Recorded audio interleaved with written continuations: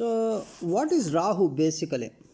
See, the Oriental scholars or astrological scholars you find anywhere in India or Western world, anywhere. See, one of the most important thing is even in some Vedic literature or in the Puranic stories, the Sanskrit hymns or Sanskrit poems or stanzas, even the poetical compositions, they basically give some valuable clues for astrology, predictive astrology, right? About the planets. So they explain something about Rahu, but if you try to decode the poem or the stanza or the shloka or whatever, the hymn, you will get some valuable clue. So we will try to check some of those kind of poems on Rahu. So one particular shloka is, so in order to decode the behavior of Rahu, you can observe one particular shloka, that is Rahur Dhanava Mantri cha Simhika Chittanandanaha Ardhakaya Sada Krodhi Chandraditya Vimardanaha. What is the meaning of this? Rahur Dhanava Mantri means Rahu is the minister of demons. He is the minister of demons. Cha and Simhika Chittanandanaha. In Simhika here is nothing but the mother. So Chittanandanaha. Chitta is nothing but manas or the heart, right?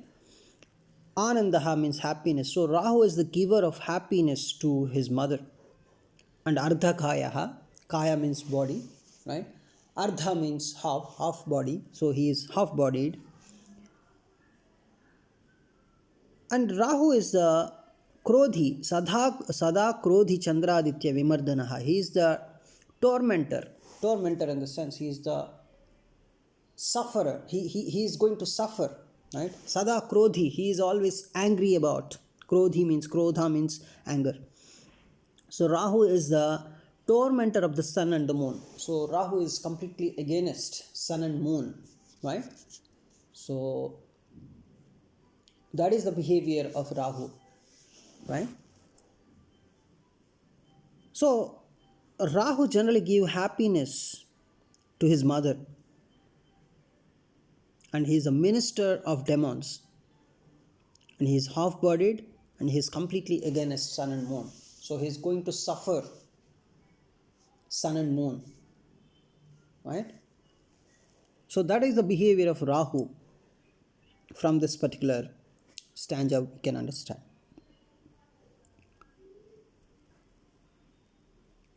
Another important shloka is Raudro, Rudrapriyo, Daitya Swarabhanur Bhanur Bhitidaha, Graharajaha, Sudhapai, Rakatikshabhilashuka.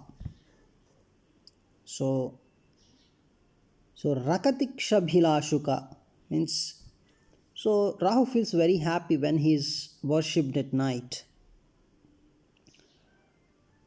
So, and also he is also treated as king among the planets, Graharajaha, and Raudro Rudrapriyo means he is very terribly looking, right? So when someone has let's say Rahu and Mars in a fiery sign like Aries or Leo or Sagittarius, you just imagine the person's anger is very much huge, right? So because Mars represents anger, and when Rahu is mixed with Mars, then the anger is expanded, or the energy to show anger is expanded. And if it is especially in the fiery sign like Aries or Leo or Sagittarius, just imagine it's going to be very much frightened, But of course, when Rahu Mars combination is present in uh, some watery sign like Cancer or Scorpio or Pisces, even though the anger is very much used, it may not lead to some, major tragic event, right? But it can be controlled as time passes by when it is in the Rahu Mars combination is in the watery sign. But when it is in the fiery sign, it's uncontrollable anger. So basically, Rahu is the Raudra, right?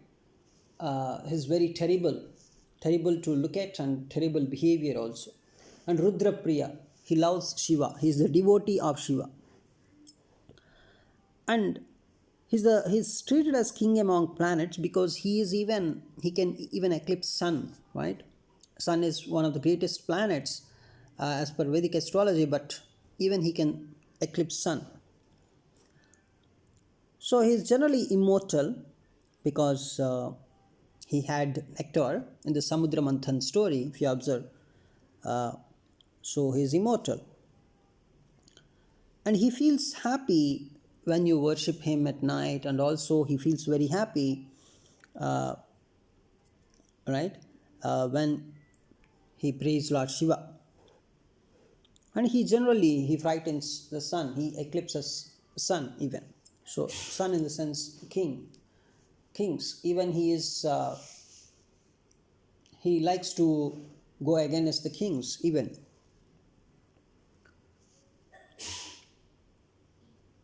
Another important stanza is Kaladrishti Kalarupa Srikantha Hrudayasriyaha Vidhuntudaha Saimhikayo Ghorarupo Mahabalaha.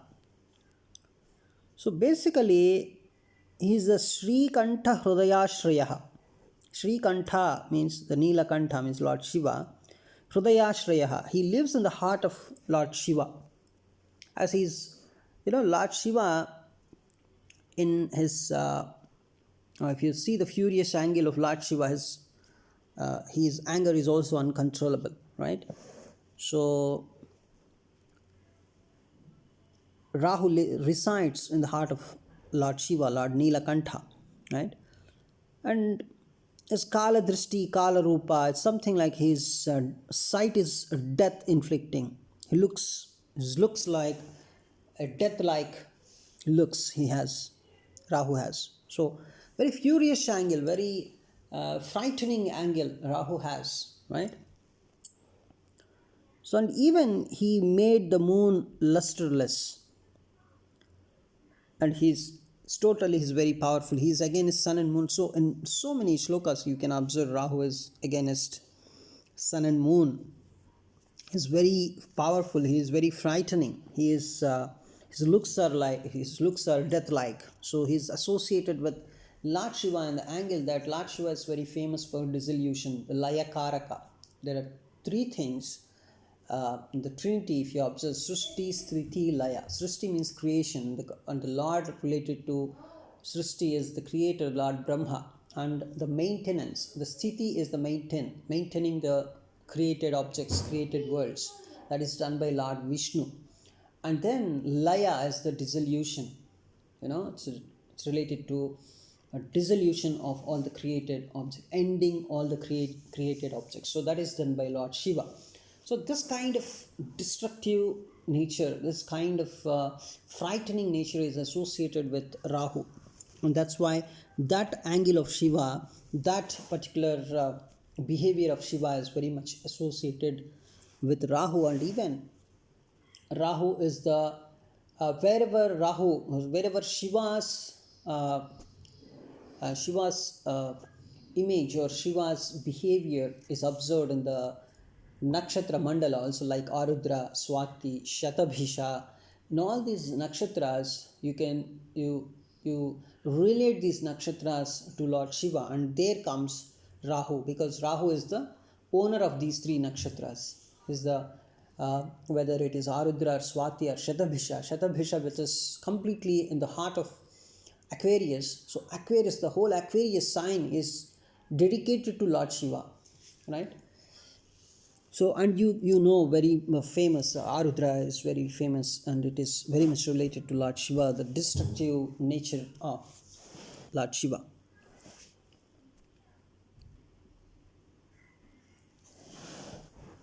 So, another stanza is Grahapida Karo, Danstri, Raktanetro, Mahodaraha, Panchavimshati Namani, Smritavarahum Sadanaraha. So Panchavimshati means 25. The 20 Panchavimshati Namani. So Rahu has 25 names. We'll try to see those 25 names. And Rakta Netro, he has blood red eyes. Mahodaraha, Udara means the stomach. Mahodaraha means big belly. So it's very hard to satisfy Rahu. That is the meaning. And Grahapida Karo means he torments planets generally. Any planet he can torment. Right? So he can give trouble to anybody in the world, even to the planets. Has big whiskers generally. So whiskers you can observe in the cat's face. So very much Rahu is related to cat also. When you try to talk about Rahu, you talk about cats. You talk about Lord Shiva. You talk about Arudra, Swati and Shatabhisha nakshatras whenever you talk about Lord Shiva. And Rahu is the trouble giver. He is terrible.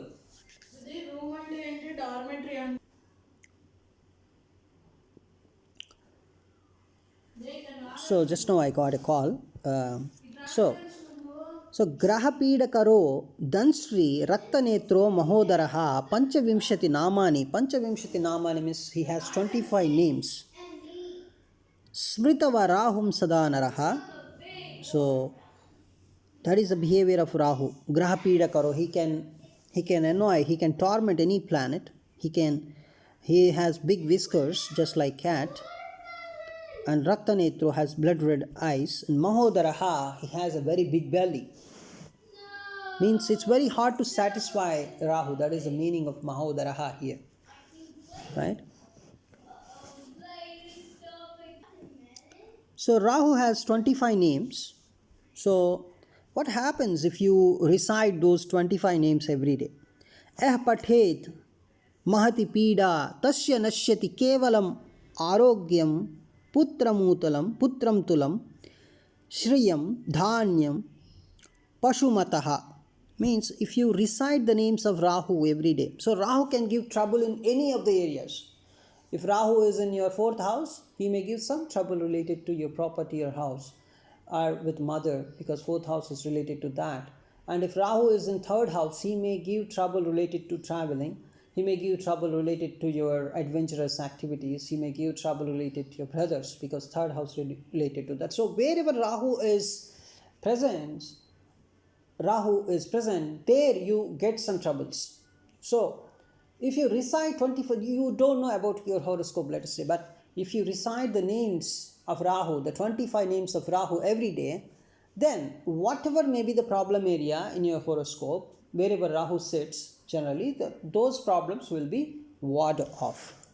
So Yah Pathet, so if you recite these names, you can overcome your troubles by these names. So you can ward off the troubles related to sons. You can get sons, you can get good health, prosperity, agricultural and cattle wealth. So Rahu is the trouble giver. Basically he gives troubles. He's terrible. His looks are death like. He's the trouble giver. So if you want to see your problem area in your whole life, you see where Rahu is present. Let us say Rahu is present in your 10th house. So you have problems in your career. That is for sure. Right? So that is a fundamental behavior of Rahu. So just recite the 25 names of Rahu, without knowing your horoscope, so your problems will be cleaned off. So recite the 25 names of Rahu, you get so many materialistic things. Rahu is very much related to materialism. It's not at all related to moksha. Moksha is completely related to ketu, which is completely against Rahu, 180 degrees opposite to Rahu. So dadati rahustasmai yah pathet stotram uttamam satatam pathet yastu jivat varsham shatam naraha. So if you recite the 25 names of Rahu, your wishes will be fulfilled. You will live up to 100 years. So that is the benefit of reciting the 25 names of Rahu. So basically, if you want to see anybody's problem area in his horoscope, that is where Rahu is sitting, that is the problem area. Right? So Rahu generally have the aspects of 5, 7, 9. So from wherever Rahu sits, from there he aspects the 5th house from wherever he sits, and the 7th and the 9th house. Let us say Rahu is sitting in the 2nd house for you. So Rahu is going to see the 6th house, 8th house, and the 10th house from there, right? And now you may ask, somebody is having lot of money, lot of bank balance. Rahu is sitting in the 2nd house. You may ask, you're saying Rahu, wherever Rahu sits, that's the problem area of life. But this guy who has Rahu in the 2nd house has lot of wealth. How is it possible, right? One thing I want to tell you, Rahu can give a lot of the things, right? So how is it possible? Rahu is sitting in the 2nd house, but you need to check the placement of the nakshatra lord. Let us say Rahu is sitting in the 2nd house for someone, and he is sitting in the Mrigashira nakshatra, right? And you need to see the position of Mars. Let us say Mars is sitting in some 11th house for him. So Rahu is actually working for 11th house also there. So 11th house is, it's house of gains. So Rahu may try to give more gains, more profits, right? So you need to check the position of the nakshatra lord as well. And one more thing is, and the sentence I quoted here, Rahu gives the problem wherever he sits. Rahu is sitting in the 2nd house, let us say in the example discussed, and in the Mrigashira nakshatra lord is Mars, and he's sitting in the 11th house. Of course, Rahu gives lot of money. At the same time, Rahu gives lot of problems related to that money as well, right? So Rahu, wherever he sits, he gives problems in that house, in that area. That is for sure. Whether Rahu is giving more money or not. See, let us say Rahu is in the 2nd house, in the Mrigashira nakshatra, and Mars is in the 8th house. 8th house is the house of problems, house of hurdles, house of stress, house of pressure, house of death.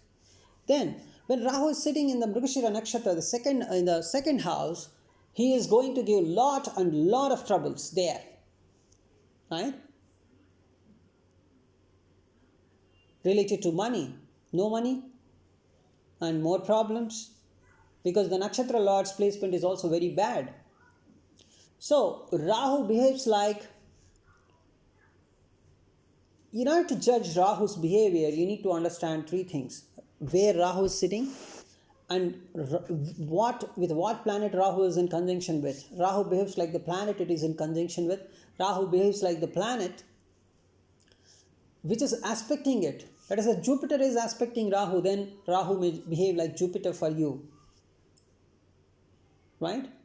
And Rahu behaves like the sign lord wherever he is placed. Let us say Rahu is placed in Pisces, then Rahu behaves like Jupiter, because sign lord is Jupiter there for Pisces.